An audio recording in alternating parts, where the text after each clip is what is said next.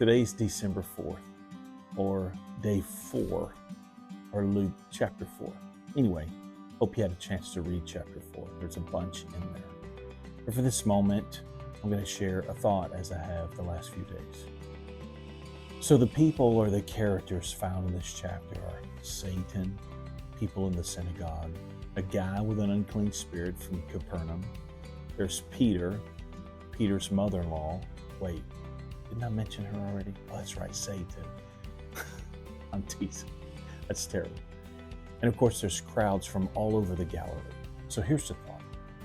It says, so all bore witness to him and marveled at the gracious words which proceeded out of his mouth. And then they said, is this not Joseph's son? It's found in verse 22. Gosh, they missed out on who Jesus was.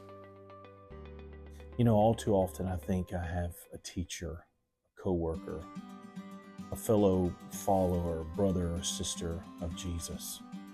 I feel like I have them pegged, figured out, only to discover later, because my info is limited and my ability to understand is not as good as I think it is, and my conclusion about them is completely amiss, wrong. As I read a book or listen to a message, when I don't think about it or really consider it, I end up doing exactly what these Galileans were doing with Jesus.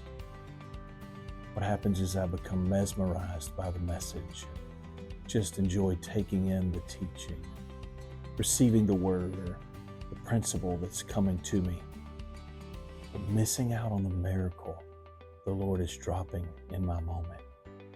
Because I analyze the messenger, just like the Galileans were doing. Even at 46 years old, it still happens at times.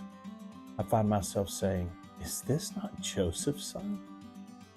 It usually happens when I don't spend enough time with him, make room for him, the Lord, that things like this happen. So I just want to challenge you, it's even challenging me, let's make room for him. Daily. Go to that secret place that Psalms 91 talks about, where he changes us, where we don't see the person we grew up next to, the former student in our class, or the person, here's one, who wronged us in the past, or who seemed like they were going nowhere in life. But instead we see Jesus in them, and we see Jesus flowing through them. And we see Jesus using them, being used by him, maybe even to us.